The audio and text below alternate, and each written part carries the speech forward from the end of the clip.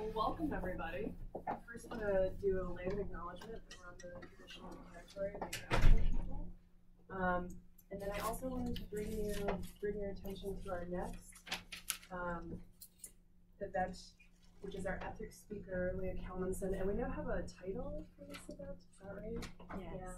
Yeah, it's GC and philosophy reading. Cool. Oh, okay. yeah. And so it's going to be a comparative philosophy ethics talk. So I encourage you to come out. It'll be in Tivoli, 440, but the snacks will be just as good, I promise. It won't be in the library, but, and as well as the presentation. So now it's my real pleasure. Oh, first I'm going to introduce myself. I'm Sarah Tyson. I'm one of the faculty members here. Now it's my real pleasure to introduce Adam Graves, who is an associate professor of philosophy at Metro State University on our own campus. Adam received his PhD from the University of Pennsylvania in 2007. He teaches in the areas of ethics, philosophy of religion, history of philosophy, hermeneutics, and phenomenology. And I got up the internet that you're working on an edited volume on Ricoeur's philosophy of religion. That's right. From Northwestern University Press. And today's talk will be Freedom in the Flesh, a Hermeneutic of the Will. So please help me welcome Dr. Adam Graves. Thank you guys. Thanks for being here. Really a pleasure to be here. And I think especially in our rather illiberal age where education is, undergoing some changes, and students are increasingly regarded as commodities to be shipped off to corporate interests and employers. I think it's important that departments like ours work collaboratively, especially since we inhabit the same campus. So I thought that I could say that I was going to I walked all across campus, all the way across campus to get here today, but unfortunately it was only halfway across campus. I couldn't even say that I trekked through the sleet and snow as I'd expected also to be able to say. And then I should also admit that just before this, I taught literally upstairs. So actually, it's nice to descending into the cave. Yes, but anyway, it's great that you guys asked me. I really no, this is, you'll see that that's a good thing. But anyway, no, it's great that it's great that I really appreciate being invited, and I hope that it marks the beginning of a new era where the department's actually kind of so. This paper is based on a much shorter presentation that I gave at the Fonds Ricoeur over the summer, and when I went back a few days ago to look at it, thinking that I could just kind of puff it out a little bit and make it work, I realized that it was very much a kind of polemic piece, getting into the nuts and bolts, kind of inside baseball and Ricoeur interpretation, and all that's really incredibly boring. So I've tried to loosen it up a little bit and make it a bit more interesting, and we'll see how it goes. So I'm just going to read, if that's okay, and if people start falling asleep, we can throw it away and I can just talk. So I think it'll be about 40 minutes. I guess I didn't time it. So, the flesh, the outermost rim of the subjective sphere, or the first and most immediate present object encountered in our world. The body's proximity and plasticity has a way of making it seem indistinguishable from who we are. It is, after all, that part of us through which we express ourselves in a shared world, through speech, deed, and gesture, through what Arthur Danto has called basic actions. Those actions we can perform immediately and without having to do anything else. And when, on account of the infirmities of our flesh, we fail to express or accomplish what we otherwise might have expressed or accomplished, it often feels as though it is really we who have failed, not something other than us. But our flesh is not only our manner of inhabiting nature, of being with and among others, other objects and other selves, in a shared world, it's also nature's manner of inhabiting us, through hunger, fatigue, sexual arousal, through those biological impulses that the Stoics characterized as propathia, that is to say, the first movements which seem to arise out of nowhere and whose origins are inaccessible and in a certain sense foreign to us. These opaque, precognitive bodily agitations, which seem to bestir us against our will, were the subject of much dispute among the Stoics and the Church Fathers, concerned as they were with determining the reign of sin and the means of fortifying themselves against it. If and when the flesh seems to control me more than I do it, how am I to understand or ascribe its consequences? Surely I am morally responsible for what I do with or through my body, but what about those occasions where my flesh moves me? Not just my limbs, but my thoughts, my attention, my mind. What are these agitations of the flesh? And shall I, on account of my exposure to them, reckon myself a tragic victim or a blameworthy agent or something perhaps entirely else? Of course, these are neither merely academic nor strictly theological worries. They surface in our everyday experience of regret, not the kind of regret that I have when I later learn that in retrospect I should have behaved differently. If only I knew the test was going to be this difficult, I would have spent more time studying.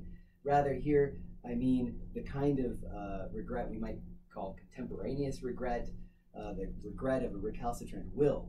If only I could have mustered the strength or the will to do the thing that I very well knew I ought to have done. I knew the test would be difficult, but I just couldn't bring myself to study as much as I knew I should have. To what extent and in what sense will our understanding of this sort of experience require recourse to our embodiment?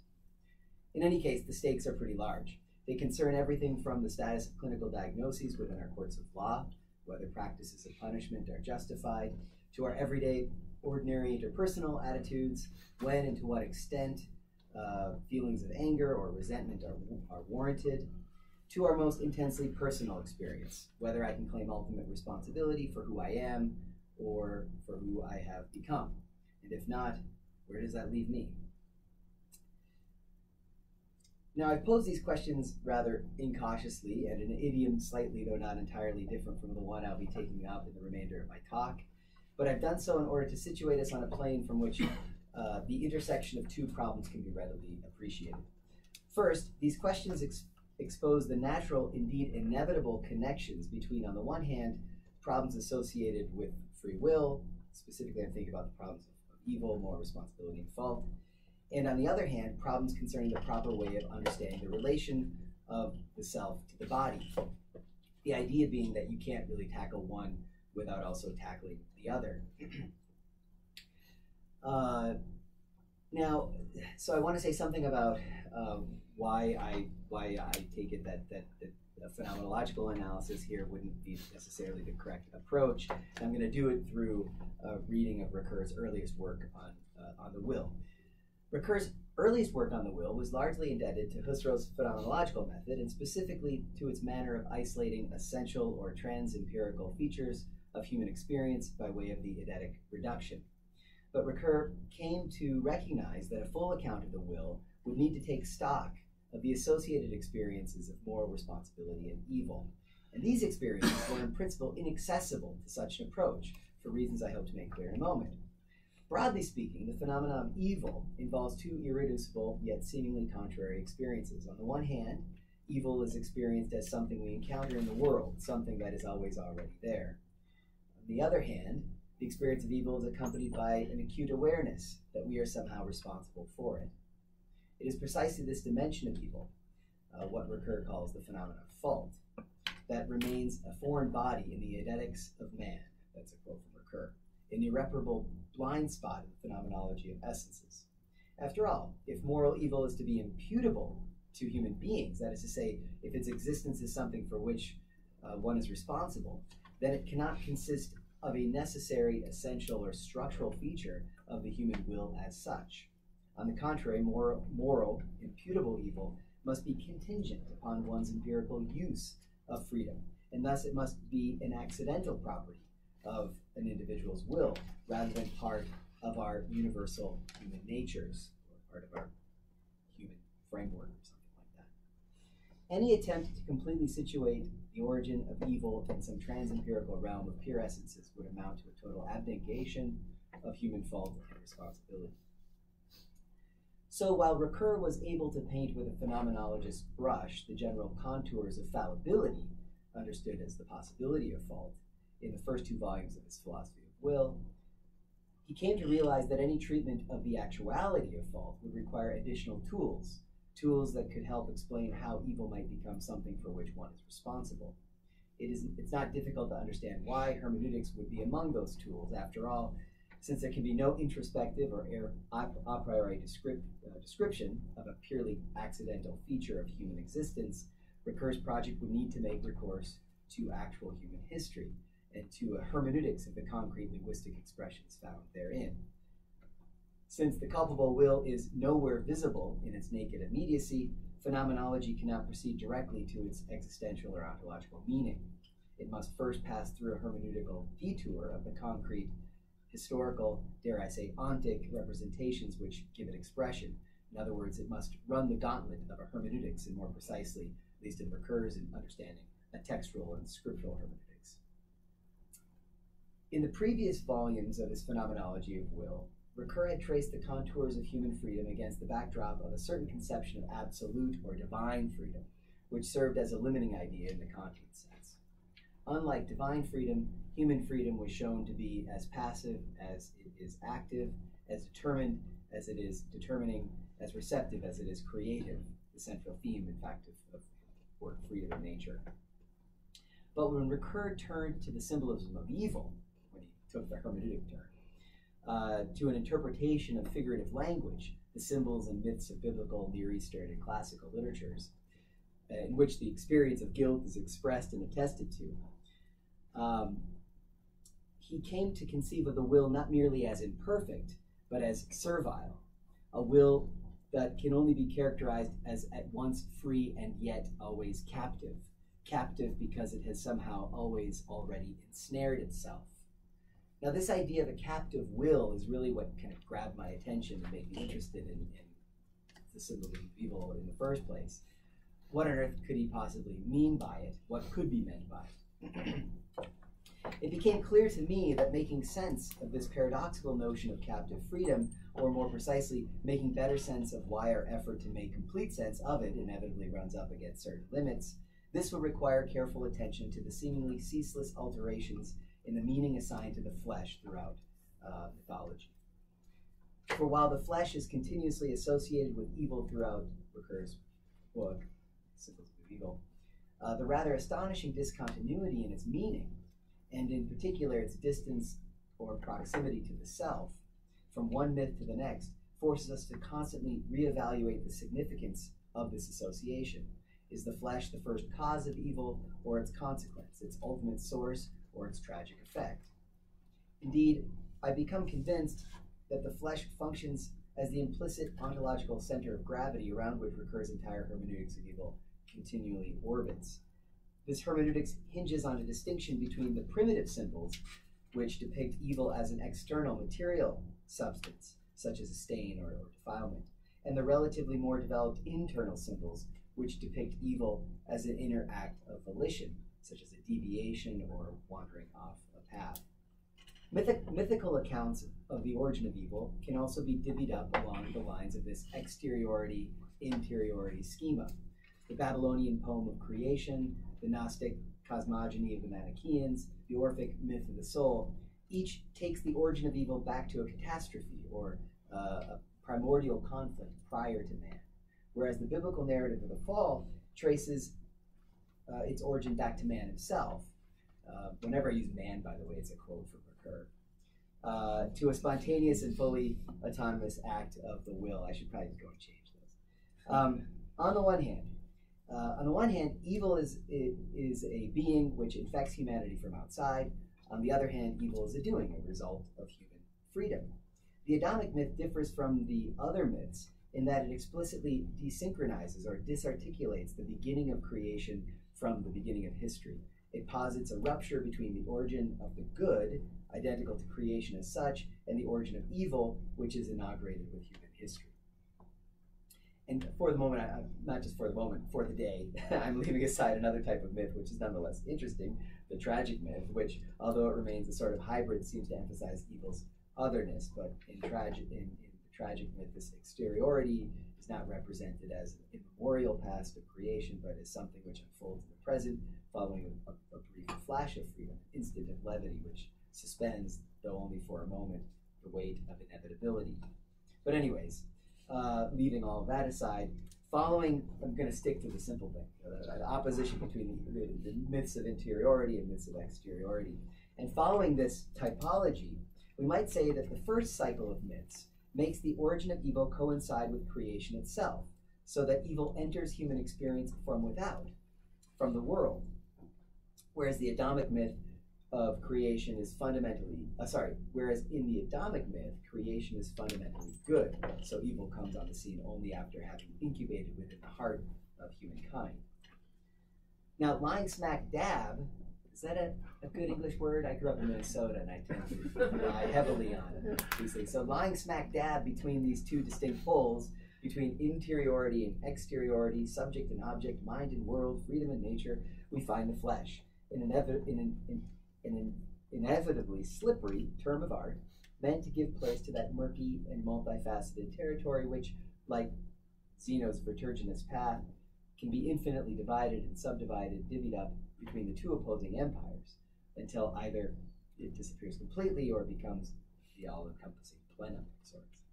In any case, it's supposed to sound ominous. In any case, the flesh is one of the central battlegrounds upon which this epic game of tug-of-war between these competing conceptions of evil plays out.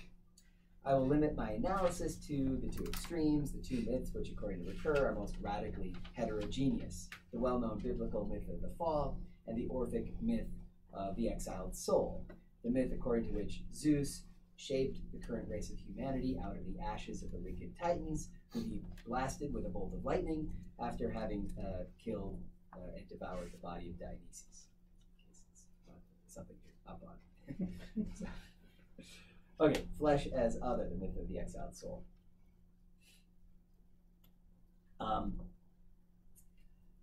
Never mind the rather, I don't really care much for the rather recondite aspects of Ricoeur's analysis. His attempt, for example, to show that the Orphic myth, at least as it's come down to us, was in reality a rather late construction, one that deliberately sought to take an older anthropological dualism, which Ricoeur calls the myth of situation, and spin it into an origin story for the purposes of mounting a polemical response to the biblical account of creation in the first centuries of the Common Era. And my thinking is that Ricoeur's kind of engaged in some polemical debate with some classicists about whether the Orphic myth is, as we inherit it, is something that was constructed in response to the Adamic myth as a way of kind of countering it or something, as opposed to something that would have in some sense predated it or something. For what's important for us is precisely that anthropological dualism itself, the Orphism's anthropological dualism itself. The fact that Orphism divides the human being into two, body and soul, and that the origin myth, no matter its vintage, is designed to encourage us to identify with the soul and dissociate ourselves from the body. The basic ontic difference here is no longer between, say, humanity and divinity, but between the divine soul within us and the merely mortal body in which this divinity has been exiled. Exiled precisely on account of having forgotten this ontic difference. Sounds very Heideggerian, doesn't it? That's not an accident, of course. So anyway, the soul is exiled precisely on account of having forgotten this ontic difference between the soul and the body, knowledge of which the myth is meant to reveal, or rather reawaken in us through a sort of act of recollection or anamnesis. Here we can catch a glimpse of just how closely related this conception of the soul, that is radically distinct from the body, was to the epistemological and eschatological concerns of Greek philosophy, beginning with Plato's early dialogues and continuing through the Neoplatonists and the Stoics. Already in the Meno, and thus well before Plato fully developed theory of forms, we find that the theory of knowledge as recollection is first legitimized by reference to the mysterious utterances of priests and priestesses, who spoke of the soul as outlasting its mortal body, as being connected through its immortality to the realm of the eternal. This mysterious dualism, rooted in some irrecoverable myth, which Plato praises for being at once true and beautiful, effectively structures Platonic metaphysics and cosmology. And the soul, defined by its opposition to the body, can be said to have prepared the ground for his theory of forms by establishing an eternal realm in which those forms could be said to reside. But if the soul naturally belongs to the realm of the forms, the body can be likened to a pale reflection of those forms, a mere temporal instantiation which ought not to be confused for the real thing, the real self. The body is an impostor, or a shadow. It's a place where the soul, after having occupied the realm of the forms, now finds itself exiled. It's a prison, a tomb, or to draw out one implication of the famous allegory, we might even say that it's a cave, out of which we are called by the myth toward the knowledge about our true divine selves. This point is hit home in the Phaedo, where Socrates more or less recounts the Pythagorean Orphic purification ritual in which the soul is prepared for death through a series of steps that separate it from the impurities of the body. If death frees the soul from this imprisonment, then philosophy can best be described as learning how to die. Quote from Socrates, "The one aim of those who practice philosophy in the proper manner is to practice for dying and death.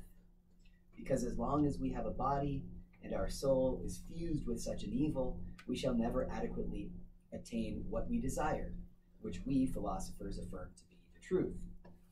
Drawing upon the classical principle of like knows like, Socrates demonstrates that this truth, namely the pure and unchanging forms, can only be grasped by the soul, whereas the particulars are known through the senses. So long as one remains distracted by the realm of particulars and concerned with the care of the body, one can never fully grasp the truth. So the philosopher's search for truth is a soteriological quest for salvation, which knowledge is achieved by freeing the soul from the body, or rather, this freedom is achieved through knowledge. It kind of works either way. And of course, it's no accident that the entire conversation takes place in a prison where Socrates blithely awaits his execution/liberation. Plato was brilliant like that. So recollection, though, assumes yet another form when we take into consideration the anthropogenic character of the late Orphic myth. To recollect the soul is tantamount to recalling the immemorial events that originally caused our current state of forgetfulness, that caused the initial confusion of the soul with the body. In transforming the synchronic dualistic anthropology into a dichronic story of anthropogenesis, Orphism is enriched and deepened by a certain temporal dimension which it appropriates, according to Ricoeur, from the Adamic myth, so that evil is no longer just a prison body, but also an inheritance, and thus a symbol of an evil choice. The choice to murder Dionysus, for example, which is anterior to every choice which we make in this life, a crime older than any particular fault. The enrichment leads to a deeper understanding of the body as a mark of this past choice. Ricoeur notes that the cross-pollination between the Orphic and the Adamic myth is a mutual one. As we shall see in a moment, the Christian understanding of the flesh also appropriates certain aspects of Orphism through its contact with Neoplatonism. Actually, I'm not really going to get into that much now that I think about it. Okay, so to cite Ricoeur at some length, I'm just going to read a block quote from Ricoeur. The Orphics, says Plato, named the body. In naming the body, they named the soul. Now, the act in which man perceives himself as soul, or better, makes himself the same as his soul, and other than his body, other than the alteration of life and death, this purifying act par excellence is knowledge. In this awareness, in this awakening to itself, of the exiled soul, all philosophy of the Platonic and Neoplatonic type is contained. If the body is desire and passion, the soul is the origin and principle of any withdrawal, of any attempt to put a distance between the logos on the one hand and the body and its pathos on the other. And all knowledge of anything, every science, whatever its object, is rooted in the knowledge of the body as desire and of oneself as thought in contrast to desire. So now I'm on to the Adamic myth. If Orphism is essentially a myth of the soul's journey of descent and ascent from the body, then the biblical story of Adam is a myth of the flesh, by which I mean a myth of the undivided human being. Whereas the one attempts to drive a wedge between the body and the soul, the other initially denies this distinction by envisioning the initial state of human beings as consisting in a harmonious whole. This tradition envisions the human being as possessing one nature, not two. Of course, the theological challenge presented by the monotheistic paradigm is well known. how can one account for the emergence of evil in a world originally made good and created ex nihilo by a perfect, omniscient, omnipotent God, where there can be no talk of a pre-existing malignant substance, or of an intrinsically evil body corrupting the mind, or of inordinate desires of lust and of the flesh, since everything that exists at the beginning, including the flesh, is called into existence by God's divine act of creation. It was, of course, Leibniz who eventually gave a name to all efforts to address this problem, the Odyssey. But perhaps no one, neither before nor since, has ever been quite so tormented by this puzzle than a 4th century North African bishop by the name of Augustine. Sometimes I just introduce him as the pervert Augustine, but in this case, okay. For Augustine spent a considerable part of his conflicted youth under the spell of Manichaeanism, a heterodox Gnostic sect whose influence spanned the globe from Rome to China. Manichaeans viewed the world as the site of a cosmic battle between the forces of darkness and light. Darkness, or the evil principle, was associated with the cesspool of material stuff out of which the divine light fashioned the universe. Evil was thereby granted a substantial and co-eternal existence alongside the good principle, or the light. The anthropological implications of this dualistic cosmogony brought succor to Augustine's young and beleaguered mind, for it seemed to explain why he was able to recognize the proper aim or ends of action and nevertheless failed to pursue those ends. Since the Manichaeans regarded the self as a spark of light trapped in the evil material form, Augustine could claim responsibility for the knowledge of the good while disavowing responsibility for his failure to achieve it. Unlike Plato's soul, which could of its own accord become culpably distracted by the world of particulars and the care of its body, the Manichaean doctrine seemed designed to get the self off the hook. The relationship between the soul and the physical prison seemed more straightforward, less dynamic and complex. And who wouldn't find such a convenient excuse attractive? I mean, this is the ultimate dog ate my homework defense.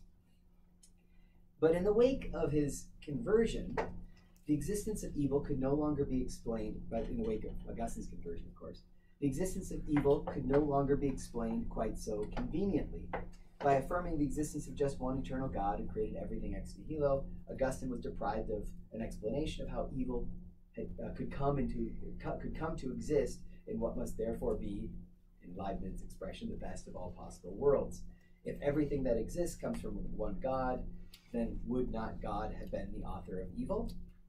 Augustine's answer to the puzzle is well known to philosophers, though apparently less well known to, say, Christian fundamentalists and some right-wing politicians who are always, pointing out evil in the world. Evil does not, strictly speaking, exist. It is literally no thing at all. The experience of evil results rather from one's own misguided choice to turn away from God in the direction of nothingness, away from the eternal being toward the temporal objects of inordinate desire.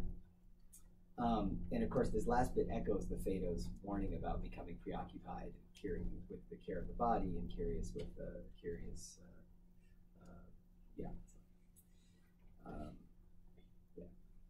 skipping some things. Also foreshadows business in Heidegger about fallenness and inauthenticity.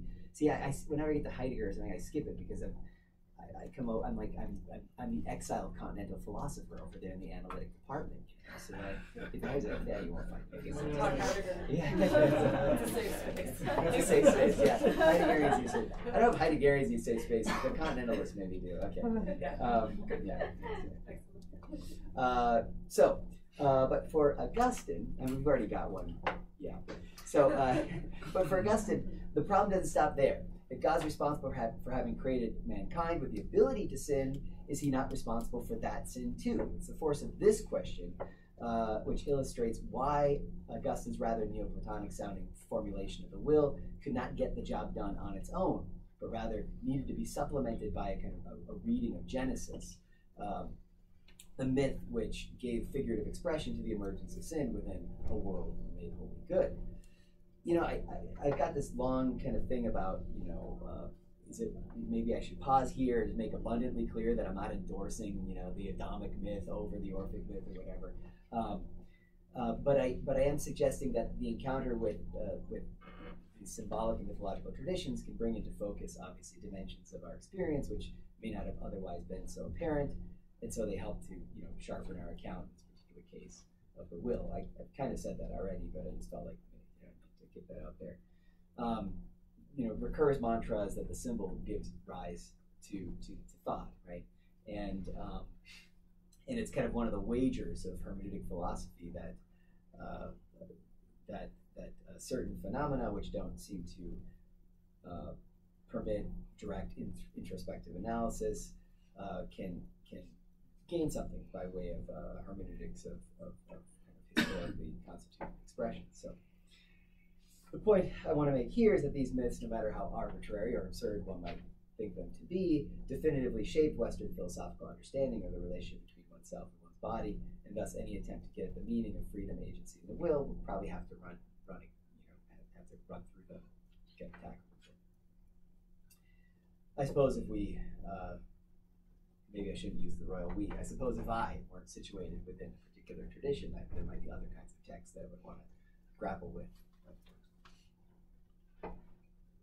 So, in order to draw out the implications of this mythological context as expeditiously as possible, and basically here I'm going to cheat a bit, I'll turn to another well-known story involving fruit from a forbidden tree. In other words, I'm really going to skip entirely the Adamic myth and just go with another tale which many of you probably are familiar with from Augustine's Confession, namely Augustine's Pear Theft, a simple tale that functions as a thinly veiled narrative hermeneutic of Genesis, clearly fabricated to shed light on the origin of evil. So the action was simple. The young Augustine, along with a group of his naughty pals, stole a bunch of pears and threw them at a bunch of pigs. This is kind of, I suppose, classical period's counterpart to calculating. Is that still a thing? I don't know if that's even a thing. I'm glad they're not just students here because I suspect that doesn't happen as often. Anyway, so, and I'm from Minnesota, but I never did that. Well, that's going to be my question after. Yeah, those were the Bachman supporters. Anyway, so, okay. But the profound significance of what might have otherwise seemed a trivial adolescent prank lies in Augustine's apparent lack of motive.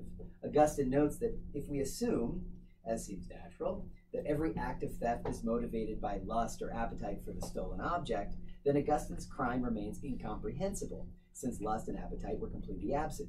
The pears were neither attractive in color nor in taste. In other words, they appealed not to the bodily senses. Augustine tells us that his motivation was, quote, to enjoy not what I sought by stealing, but merely the excitement of thieving and doing what was wrong, what was not allowed. This deliberate transgression of the law, which has fascinated thinkers from Paul to Jacques Lacan, was intended to upend Manichaean accounts of sin, but it also completely eludes the Platonic explanations of human error, since it can't be accounted for in terms of the flesh, or the passionate part of the soul, nor in terms of what the Greeks called akrasia, the failure of the ruling part, reason, to effectively govern the appetitive part. Nor can it be explained, I would suggest, in Socratic terms, as ignorance regarding what is good, since, after all, knowing what is good, and thus what is bad or forbidden, is a prerequisite for acting as Augustine did. For Augustine, sin does not result from an overpowering passion or lust stemming from the body, but from his pride, self-righteousness, and vainglory, from a will to assert himself, to exalt himself over and against God, to declare himself his own beginning. I'm not sure, there's so much to say about this, and I'm not sure I'm going to say the right things, but I'll just say a couple things. Ricoeur first cautions us against interpreting God's prohibition or the law as an invitation to sin, as Lacan might have had it. As Kierkegaard puts the matter in the concept of anxiety, God is not a seducer. Creation, God's creation is not a trap. He doesn't draw lines in the sand simply to pique interest and tempt us to cross it. But if that is so, then how are we to make sense of Paul's repeated claim that the law begets sin? And again, the worry about the Lacanian interpretation is not that it violates some theological principles. If I could care less about a theological principle per se, but rather that it prevents us from seeing what's really at stake in this particular tradition. So, Ricoeur, and I think also in the symbols of the flesh and the fall, Ricoeur suggests that the Pauline conception namely that the law begets sin, brings to light a dimension of sin, a new quality of evil, which is not the transgression of a definite command, nor even transgression at all, but the will to save oneself by satisfying the law. Paul calls this will to self-justification boasting in the law. The point I want to stress here is that this form of pride or self-assertion, which Paul calls boasting in the law, has nothing to do with the biological urges of the body. Rather, it involves violating the spirit of the law in order to try to justify oneself by scrupulously fulfilling the law's every letter. And yet, nevertheless, and this is what I think is interesting, it is through the notion of the flesh as a symbol for the symbol that Paul comes to express this new dimension of sin. On account of the richness of the symbol, the flesh is capable of being redeployed within the context of a new opposition, spirit versus letter rather than soul versus body. In this new context, the flesh is no longer understood in biological or substantial terms, but in purely existential terms, as a mode of being in the world. Returning now to those pilfered pears that are left rotting under those pigs, we can see that Augustine's act of prideful defiance is only superficially different from this boasting in the law. In fact, they're two sides of the same coin. Ricoeur writes that morality and immorality, boastfully conforming to the law and deliberately transgressing it, are henceforth included in the same existential category, which is called flesh. Thus, sin itself is carried beyond the opposition of concupiscence on the one hand and the zeal for the law on the other, beyond both Manichaean and Orphic forms of body-soul dualism. But the opposition between the soul and the body is not entirely canceled by this new concept of flesh, but rather the difference is absorbed into the self through a sort of Aufhebung. Far from, again, I mutter that because the Continentals don't like Aufhebung. Sorry, the analytics. We've got books with it.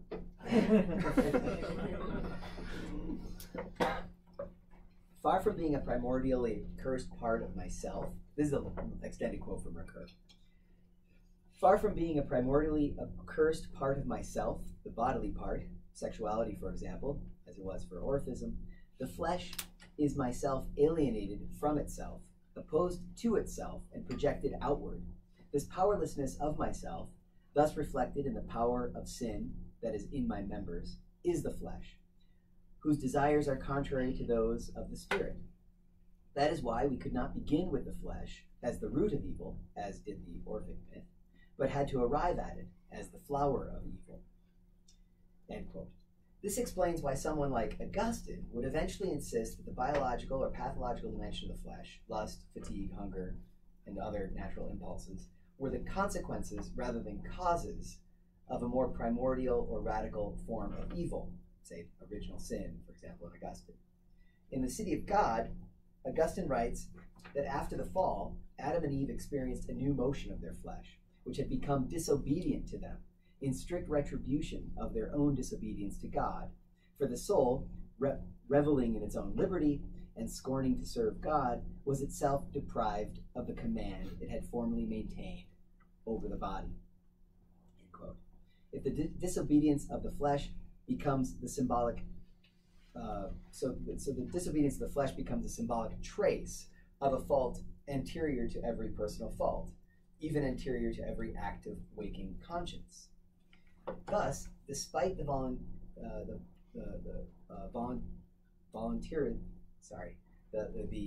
despite the Neoplatonic conception of the will that Augustine seemed to maintain as anti-Manichaean writings, the doctrine, for example, in On Free Choice of the Will, Augustine nevertheless insists upon a passivity or impotence at the very heart of human freedom in its post-lapsarian state. Now, this idea that natural impulses of the flesh are themselves the consequences of evil rather than their cause need not remain tethered to a strictly theological paradigm. Or at least, when I say strictly theological, I really mean strictly theological. It might still be theological, we'll see. After all, it was famous. It was famously, or I should say infamously, depending upon your philosophical temperament, famously secularized by Kant in Religion Within the Mere Boundaries of Reason. Qualifying his claim about humankind's evil nature, he writes, quote, "By the nature of a human being, we only understand here the subjective ground, wherever it may lie. of the existence of the human being's freedom in general, antecedent to every deed that falls within the scope of the senses. Hence, the ground of evil cannot lie in any object determining the power of choice through inclination, not in any natural impulse, but only in a rule that the power of choice produces for the exercise of its freedom, end quote. Radical evil is thus, again quote, antecedent to every use of freedom given in experience, and is thus represented as present in the human being at the moment of birth. But while the idea of a radical evil may be isolated from its strictly theological context, it cannot, I suspect, do without the notion of a nature, a quasi-nature, a quasi-flesh. Thus, Kant has to speak of human nature even when he's at pains to avoid doing so. And here, of course, well, yeah. So I'm going to quickly conclude now. We began by suggesting that the flesh lies between self and the world. But to say that it cuts right across these two poles, or to say that it occupies their border, or even punctures their partitioning, is to risk missing the critical point, perhaps.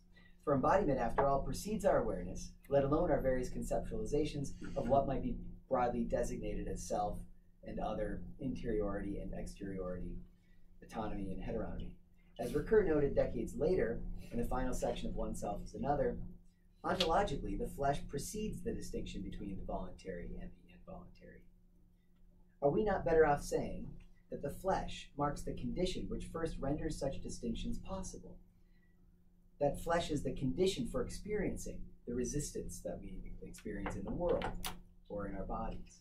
If that is so, then it's no wonder that the philosophers attempt to pin down the unconditioned flesh using concepts whose objective validity only applies to the conditioned, active, passive, inside, outside, are doomed to fail, or at least they're doomed to run up against certain limits. In other words, it's little wonder that the symbol will have the last word, or more precisely, since the ambivalence inherent to symbolic meaning always intends more than one word can express, we'd probably better say that the symbol gets the last laugh.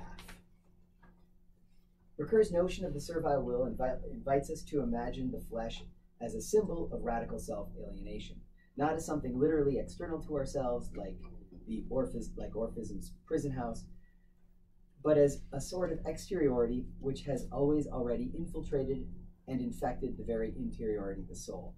I suggest then that the finitude of the body becomes a physical symbol for the kind of self-disintegration that Augustine, using temporal terms rather than spatial metaphors, spoke in terms of distentio of the soul. With this notion of the flesh in hand, I propose that the ethical challenge posed by this problem of evil, not every problem of evil, but this problem of evil, can be seen as the challenge of self-integration, of reestablishing the wholeness of the self through an act of confession, owing up, or taking responsibility. Here, owing to the ambivalence of the flesh, there can be no divine knowledge by way of concepts, no anamnesis or recollection of the pure forms, but only an avowal of fault that draws from the symbolic richness of myth and symbol. And then ending with a quote from Ricoeur, but if our explanation of the flesh aims at becoming scientific, conceptual, rather than symbolic, as in modern times, then the ethical character of evil action disappears. That is to say, man cannot impute evil to himself and at the same time refer it to a body without treating the body as a symbol of certain aspects of experience of the evil he confesses. And that's the end.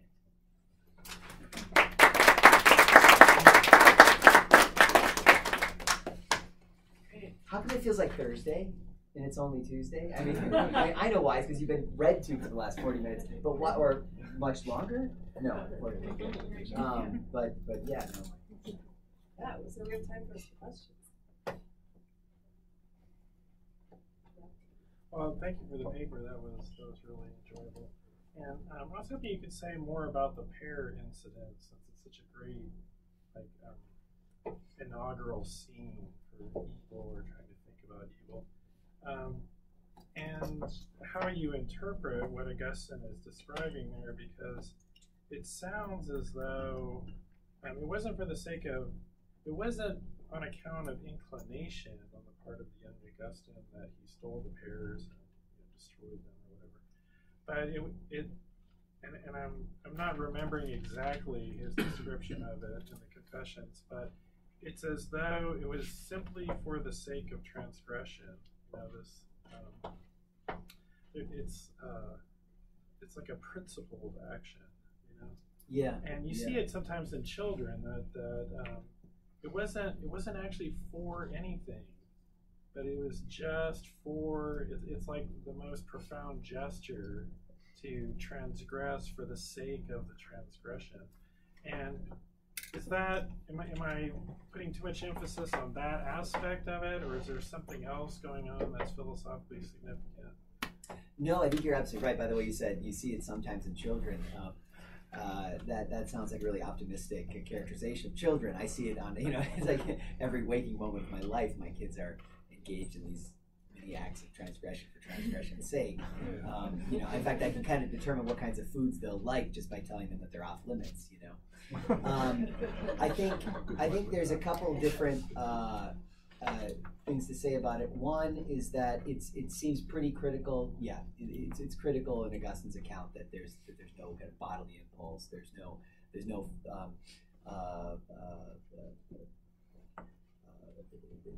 nothing pathological about his physical state, and I think part of that is because he really is trying to re-envision as best he can a story that can capture as much of the kind of preconditions, the prelapsarian conditions that he tries to express or explain elsewhere in like the City of God much later, or the City of God in greater detail.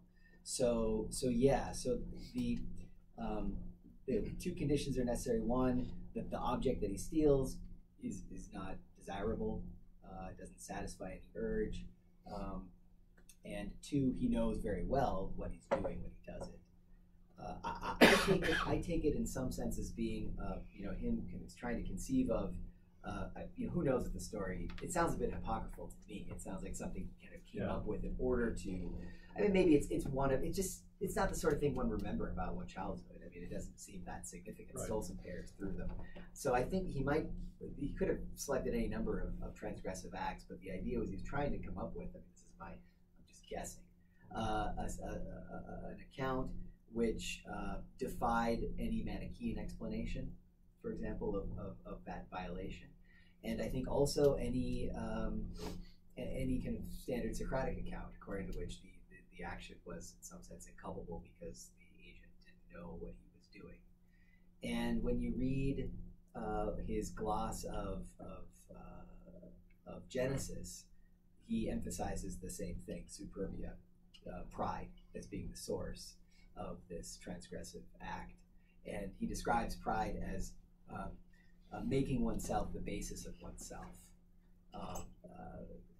or asserting one's own freedom in the face of divine freedom, something like that. I mean, I wish I could. There's not. It's one of these stories that you light can only be shed so far, and then there's a lot of darkness, and doesn't. Part of what he's trying to tell us is this is a story. This is an action that simply can't be explained, or doesn't seem to be explained. If it could be explained in terms of some discontinuity between the soul and the body, then of course creation would be perfect and God would be implicated. So he's doing a lot of things here. He's encountering the Manichaeans. He's trying to exonerate God as he understands him. He's trying to place responsibility on his shoulders. It's the only kind of act that he seems to be capable of doing that with. Every other kind of violation of a law seems to be the sort of thing for which you can find an excuse, but this one doesn't. So it's certainly pride, superbia, plays a critical role in this tradition for understanding where evil emerges. It is the first sin. But is it pride other than just a recognition of oneself? I did this. That there's not. I can't excuse it in terms of anything else. There's nothing there except that I authored this, knowing what was at stake in doing this.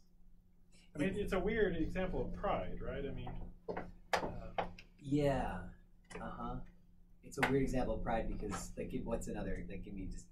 Well, because it's in a sense, it's like the most minimal ingredient of what we usually call pride.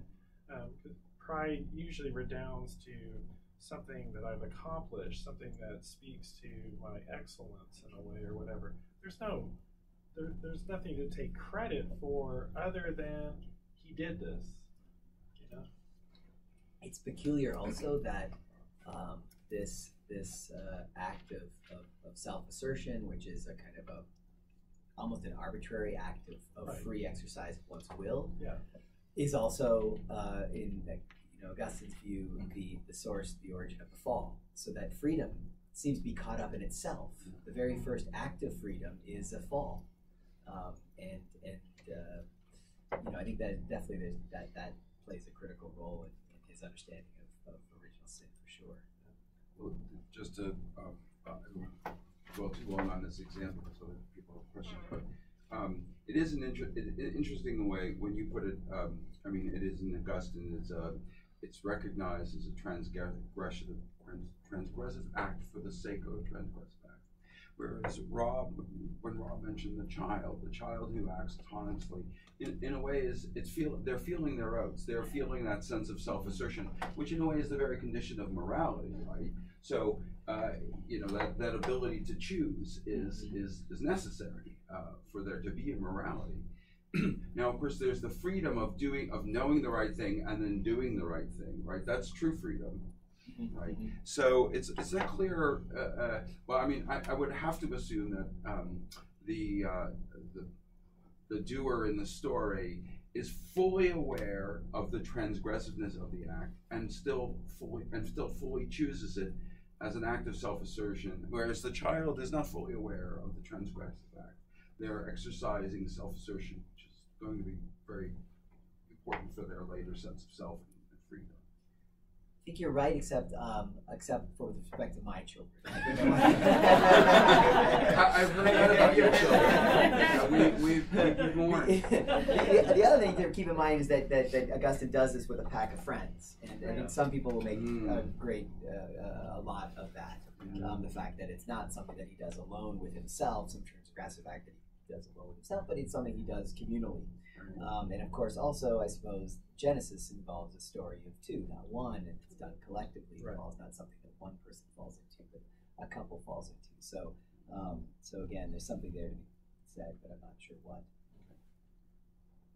Thank you for your talk, Adam. I really like the way in which you're discussing the flesh as conditioned, and that efforts to try to access some unconditioned flesh will inevitably fail. I think that's an important argument to make politically right now in the United States, amidst the erasure of trans people, for example. And one thing, I don't know if this is a question, but I'm trying to think with and alongside your account of the flesh as something that is conditioned, that precedes this divide between voluntary and the involuntary, and if the flesh is a symbol of self-alienation, how that shifts ethics to some I think you said a reintegration of the self via confession. And part of what speaks to me about your project is that I'm reading it alongside work in Black studies, especially work that's indebted to Hortense Spillers and her notion of what she called the hieroglyphics of the flesh, which was she's particularly talking about the ways in which Black bodies under racial slavery were whipped, were dismembered, were tortured. And the way in which Spillers' work and her discussion of the Black body has resonances today, and work like Ta-Nehisi Coates when he insists that racism is not a statistical abstraction, but we have to foreground what happens to bodies. The bone is broken, the blood shed. And I think that, so where I'm sort of going with this is that there's a really, really fascinating work by Monique Allaward called Ariel's Ecology. And she's looking at plantations and colonies within the American tropics. And one of the things that she is trying to do in the book is that alongside the emergence of Enlightenment notions of the self, which are predicated upon a body that's intact in some way, what do we do with the enslaved and the marooned who have been tortured, who have been dismembered or amputated, and what notions of the self and what notions of humanity emerge for them. Right? And what Aluward explores, and this might be interesting in terms of the mythical, because part of what she does is she looks at legal discourse and the ways in which slave codes address the black body and whether or not it could be killed versus whether or not it could be tortured. But she also looks at African and Creole myths in which imaginations of the black body do not start with sort of intactness. There's no sort of like intact self and an intact body, but there's a body in parts, and how there's no effort to try to reintegrate the body into sort of like a bounded self or a bounded person or a bounded humanity. And so she develops a notion of what she calls parahumanity, which tries to resist the integration of the broken black body into the sort of paradigm of humanity that's based on a certain bodily integrity. And she wants to talk about this notion of parahumanity sort of like, alongside and in tandem with and entangled with, but also challenging the extant notions of humanity that are available but denied to the black body. And again, I don't know if I have a question out of this, but I think that your project really resonates, with some of the work that Aluward is doing in terms of thinking about the self and personhood, but along the lines of the flesh that is not only conditioned, but that is conditioned as broken and in pieces. Wow, yeah, no, I'll have to sit on that one for let me get back to you in a couple of weeks. I'd like that bibliography, by the way. Like, if you could just send me some of those works, yeah, I mean, I don't know where to start with that. One thing, it's interesting, a lot of these origin myths, especially myths that try to account for the origins of evil, tend to involve, or some of them involve the breaking of a body. Yeah, I mean, in some sense, I suppose the Adamic myth itself. I mean, there's the rib, and the taking of the rib from Adam, whatever. But that's been read a million different ways, and it's kind of problematic for obvious reasons. But also thinking about, I have some background in South Asian studies and Sanskrit literature, and some of the kind of classic Vedic myths. The story of Purusha, for example, whose body is flailed, his skin is removed, and then the earth is actually created out of his flailed skin. I don't know where to go with any of that, though. But I think that there's probably there's probably something to do there. I just don't know what it is, So I'll have to read some of what you suggested first before I, to venture to give any response. I'll call myself. Self-reflexive. I think I have a species of question related to Chad's, and I was thinking about the gender offloading of flesh, the way that flesh gets coded as feminine or female, the way that Eve is the one who takes the bite of the apple. And I keep thinking about Michelle Ledeff has this part where she says, like, what if we embrace Eve biting into the apple? And I was thinking about that actually in relationship to the moment of transgression is the moment that we embrace. But I was thinking about the number of ways that the flesh sort of gets displaced from certain bodies onto other bodies. So like chattel slavery is a good example. I think Hortense Spiller's work is particularly interested in the way she's not just talking about, she's talking about enslaved bodies, but she's also trying to get at the degendering of enslavement, the gendering, degendering of enslavement. So how something like normative gender has to be built on sort of racialized economy of flesh. And so I was just thinking, like, what a powerful tool you have, but like, I was interested in your ethical imperative as like reintegration of the alienated self, like as a political call. That's interesting to think about, like, if politically there's a self-alienation, right, that these people are flesh and these people are subjects. But then, so like decentering the subject in the story that Ricker is reading there, but I'm not sure because it is a couple, right, that falls out of Yeah. paradise. So two things. One, I like. Yeah, I this is really exciting for me because the last bit about the reintegration of the self through acts of confession is drawn from. I mean, that's really kind of a tip of the hat. Can I tip the hat to myself? I mean, I have in mind there some other work that I've done on narrative conceptions of freedom and the way in which telling the confession is a form of narrative. Of course, it's also kind of a speech act. There's this really nice expression that Augustine uses when he's talking about writing his confession. He says, "By the hand of my tongue," which seems to indicate that this confession is itself meant to be understood as a kind of speech act. After all, it's not communicating anything to anyone. God, would presumably already know all of these details about the pair and whether he's just bullshitting. But so the point, what's the purpose? And Augustine's pretty self-aware of this. He's pretty self-aware of the fact that, the confession is not, the confession is not about conveying information. So what is it about? And then that's where, you get this idea that, well, basically narrating one's own life through a confession and therefore owning one's own past is, it has something to do with constructing who one is and therefore kind of creating the conditions for autonomous action.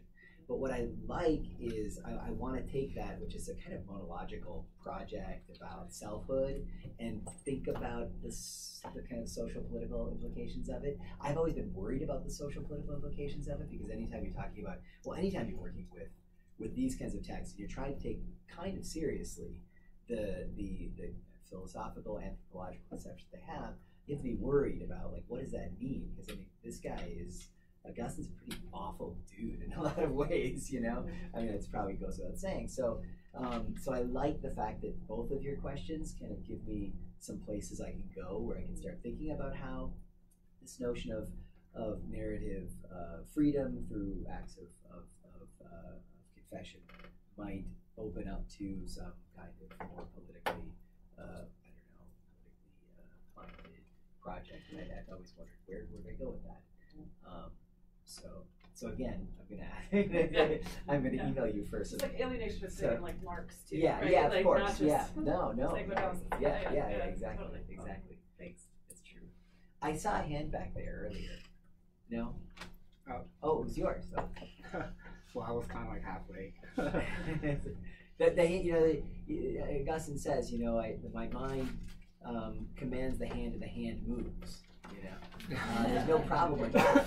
But when the mind commands itself, the mind doesn't move. That's part of it. This is this kind of lack of symmetry here with. The way I took your lecture was there's two ways of interpreting everything. One way was there is the intersection between the mind and all of nature, and that's the flesh, it's the intersection. And the other one was the Manichaean one, which is the way I kind of interpreted what you were saying was all light comes from this darkness, and sometimes you get a second of free will and suspension, and it'll fall back to darkness. So ultimately everything will fall into darkness. But then I think this big thing that we're talking about, like when you say evil, I think of kind of like pain, because like the way you mentioned the god Purusha as the Hindu god being like the god is the caste system is like Purusha's always has this fire, and people die and they get fed into the fire of God, and what I'm kind of seeing is there's transcendental realism between the mind and the natural world, and the flesh being in the middle, or the existential view as all light comes from darkness, right? And I feel like this is kind of what was done with the German idealism, which is post-Kantian philosophy, to say that like my best example was Schopenhauer, who did this thing off Purusha's Hindu god, that everything is like an interpretation of pain. But on one hand, we're gonna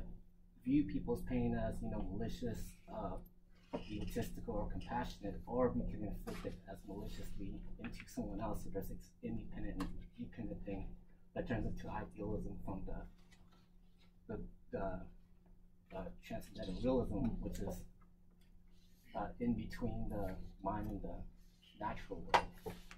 You see what I'm saying? So it looks like this is like an ideal turn in between those two. I can't say that I follow it all, but I think pain. Yeah, pain. Yeah. I said nothing about pain. I That's what probably should have. I probably should have because it's pain is clearly it's phenomenologically quite different from lust or appetite or other forms of desire. It's something which usually serves to motivate action, but it's not something which one can inflict easily upon oneself. I suppose one can inflict it upon oneself, but only by way of some kind of secondary means. I wonder, oh boy, I don't know. I mean, where do I want to go with that? I want to say something like, so the Manichaeanism is strictly dualistic. So it's dualist. It's from the beginning. It's dualist. These are two co-eternal forces: evil, pain, suffering, all easily explained by reference to darkness or whatever. But Augustine's got to come up with an explanation for why humans have to toil, and he has to come up with that explanation without being able to posit the existence of some co-eternal substance co-eternal with the good. So he imagines that in some sense, Augustine uses the story of the Adamic myth in the same way that Rousseau will use, talk about the noble savage. Yes, the savage. Thank you. The noble savage. It's what was the case at the beginning and how can it account for where we are now, and Augustine has to think that initially before the fall, the soul and the body were in such wonderful harmonious relation that they were so wonderfully and harmoniously composed that one could perfectly control one's body. He's really good with examples. His example here is musical flatulence, a man that he knew who could actually make music through farting. This is his main piece of evidence for this phase. Lest you believe, because what he wants to say is he points to particular members of the male body, right? Speaking of he points to particular members that don't behave, that move when they are not supposed to move, or don't move when you want them to move. And he wants to say that this is a byproduct of this of the fall, the soul and the body being, out of joint. He says, well, lest you think that it wasn't possible for a man to control all of his members in the garden, I'll tell you about a man I once met who could make music by farting. So I don't know. I have to. Sorry for using you as an occasion to tell that, but it's just gives you something about the colorful nature of reading this guy. So yes. I liked what you had to say about how it is that we think about the flesh, that there's a certain kind of history that we're overlooking. Do you think there's a history to the intelligibility and non-intelligibility of evil? Because that seems to be the essence of what we're discussing, that we become most aware, for pain or pleasure, but most aware when it comes to whether or not we are at fault. Oh boy, I don't know if this is an answer to your question, but I think there's always some unintelligible nature. In some sense, evil just names the unintelligibility of the world. I mean, that's kind of evil is in some sense a name for that. I mean, there's definitely a way in which, especially sometimes I subject my intro students to Pierre Bayle, and who the hell assigned Pierre Bayle? But he's in some sense. Leave Bayle out of it. Just talk.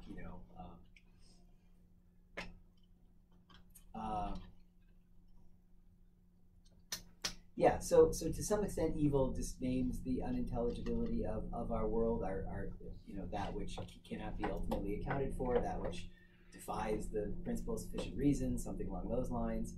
But then again, on the other hand, I suppose we have some kind of, I think, moral responsibility to try to explain the sources of evil.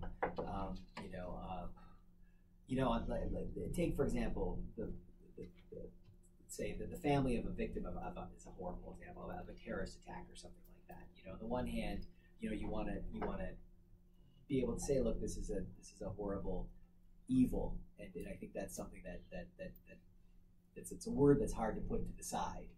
But on the other hand, you kind of want to examine the conditions that might have motivated you know, the perpetrator of the crime, right? Whether, you know, whether those are global political issues or whether they're more local, or, you know, whether we need more, you know, Couldn't treatment there be centers for unintelligible intentions? Pardon? Isn't that possible? Pardon? The person, the terrorist who's done great wrong, we'll always see it as something that is intelligible. They meant to do it, but unintelligible in the way that we don't have an explanation for why they did Does that mean that we just don't accept the explanation that they give? I'm not sure. it. Maybe, or that it might be just purely idiopathic. There might not be an explanation whatsoever.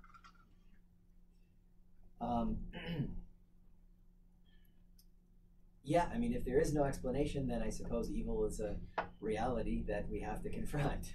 But again, I mean, the effort to explain is, in some sense, the effort to cast light on every aspect of the world that we live in, and therefore to rid it of evil, understood here as the kind of unintelligible nature of things.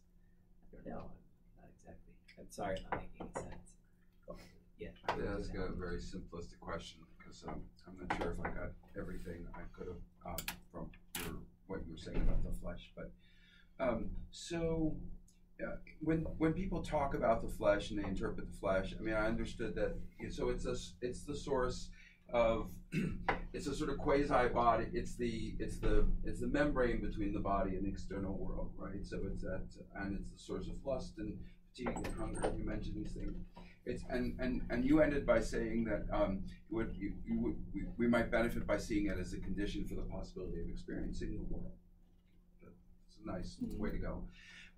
But I mean, of course, the flesh is also the boundary through which we give care, through which we heal, and through which we nourish, right? So, you know, the touch on someone when they're sick, right? Children, the hand on a child when they're sick is it's a powerful force for good. So when they're doing a hermeneutics of the flesh and talking about all the bad stuff which it leads to, are any of the good effects of flesh mentioned, or are they just suppressed and pushed aside so they can get to the point of the flesh, which is sort of a demonization of the body? That's where they want to go with it. But do they talk about the good things that happen through flesh too? Or is it just a one-sided story? Mostly? It's a bit of a one-sided story. I think. Well, what's weird about it is that for Augustine, the flesh is not evil, but the word, so the body is not. Let's just say the body is not evil, the thing with which we could provide care or nourish others and ourselves. In some sense, nothing in the world is, strictly speaking, evil. But the flesh somehow. What I want to know is, why does the flesh become the special term of art that he's used to characterize this mode of existence, which involves the servile will, which is this kind of, you know, this always already corrupted will. So the flesh, in that sense, is evil. It is the question I have, it's your question, I suppose, is why then, if the body is not inherently or intrinsically evil, why does it become symbol for evil in the world, or that corrupted will in the world, when what he started off by saying, or what he ought to have started off by saying, is that the body is fundamentally good, because after all, it was created by God for blah blah blah. And so where do you go? And I think, you know, part of it is just it's in the water. Manichaeism, Orphism, various forms of Gnosticism, they all tended to degrade the body and think of the body as being a prison house. That kind of metaphor is so it's so prevalent within the world, in the world that Augustine wrote and operated in, that he couldn't help but let that kind of come in. I mean, that's one part, maybe that's overly defensive way of describing what Augustine was up to, but I think it's probably the best way to account for it. Yeah. But then the next question, well, wait a second. I mean, we've come a long way from Augustine, and we don't occupy his world. So, you know, where can we go from here? And I haven't done any of that work. I haven't looked into it, but I think it would be a promising line of investigation. I mean, it seems like there has to be Laying on of a more hands. basic ontic dualism at work, because Yeah. it's like Yeah. that iron filing has to go one way or the other. You can't dwell within the materiality of the body and talk about both the materiality of caring touch and the materiality of harmful lust or whatever. You can't dwell in that middle zone. It has to go one way. Yeah. The most like basic level, we can say the ability to feel pain can actually generate, right, the sympathy for others, and that can make us more wrong, right, for others. That's a bit like just tough. Yeah, that's right. I actually had a question. Yeah, I'm sorry. I noticed. last I was question. right out there. Last question, sorry, yeah. sorry. You can. No, I want to hear this. Yeah.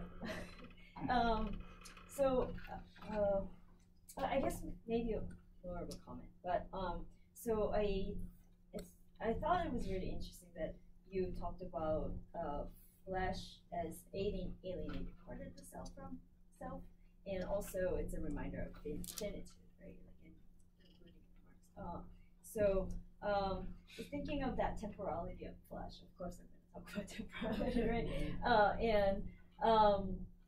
I think Sarah and Chad brought up the race and gender issues in relation to flesh, and I was thinking of how flesh can be an alienating aspect of the self in the racialization process, right? That alienation takes a different form because the flesh, the skin, already is overdetermined, right? So, in that the similar vein, that flesh in that racialization process is not a temporary object, or the desire for the temporary objects that are associated with flesh in prayer, but it's actually something eternal, like eternal feminine or eternally racialized, and blackness and blackness that's inherited. Right? So the flesh can actually function as continuity, a symbol of continuity rather than discontinuity. So I thought that would be something to explore as well. Yeah, that's interesting. The inheritance. So I think there's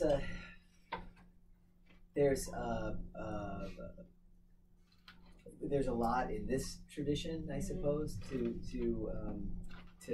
examine in light of your comments. I mean, for example, the idea that sin is inherited, and it is kind of inherited biologically. It's passed down kind of biologically. So I'm thinking, some way, like Kierkegaard has quite a lot to say about how could a category, a moral category be inherited biologically. It's a paradox. But in terms of kind of identity and thinking about race and there's that element, I suppose, of inheritance, which I mean, I'm not sure if that's a good thing or a bad thing. I don't know where to go with it. But there's definitely a place for thinking about flesh as being biological and persisting. Right. Not something that the flesh is just my body. My body is the offspring of this body, which is the offspring of that body, which is the offspring of that body. But the idea that you can inherit, what can you really inherit physically? I think one has to be careful about what. I mean, I'm just flying here. I don't carelessly. I step on myself, but I think one. I mean, I wonder if the notion, if race is something that's really biologically passed down. Does it have to be? I'm not entirely sure. I mean, like, for example, I'm definitely gonna get myself in trouble. But I suppose if Barack Obama decided that he was a white guy, he could have been, was he which president was he? The 44th. He could have been the 44th white president instead of the first black president, right? He could have. So then, I feel like we inherit possibilities, but ultimately, and I guess Yeah. Yeah, it's sort of inherited limitations. Yeah. When it comes to people of color and their relationship with their flesh, right? Yes. How about Elizabeth Warren? I mean, we don't want to talk about that, you know. But I mean, but you know, I mean, that's this. You know, it's there. There's obviously certain sociological implications and the political implications, and their communities whose own identities are at stake in making such declarations. But you know, so there are limits to what will pass in terms of what one claims socially about what one inherits biologically. But ultimately, I think if we, you know, let's face it, I don't know, my kids are diehard Star Wars fans. And they actually can watch what, I don't know how many of you know Star Wars well. They watch these things called the prequels, and they like them. They're the movies that were made after the original set of Star Wars, but they're supposed to take place first. And in those prequels, George Lucas, this is my kids. This is not me. I'm not sitting there watching Star Wars, I promise. He turned the Force into some biological thing that's passed down in the bloodstream, and that just pissed the hell out of me. You know, I was just so frustrated with that for so many reasons. You know, your kids were frustrated. And my kids, yeah, it took my, yeah, exactly. That part wasn't, the frustration was not passed down. I disavow them. They're no longer my children because they like The Last Jedi. Even they hated that.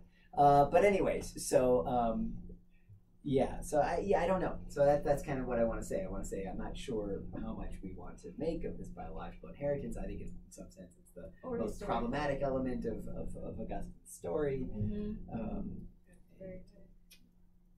What about the toil put into the pears? Let's continue the conversation aside. Yeah, you have there the are first vegetables question out for the there vegetables. to feed our flesh. Dr. Graves one more time. Oh, thank you very much.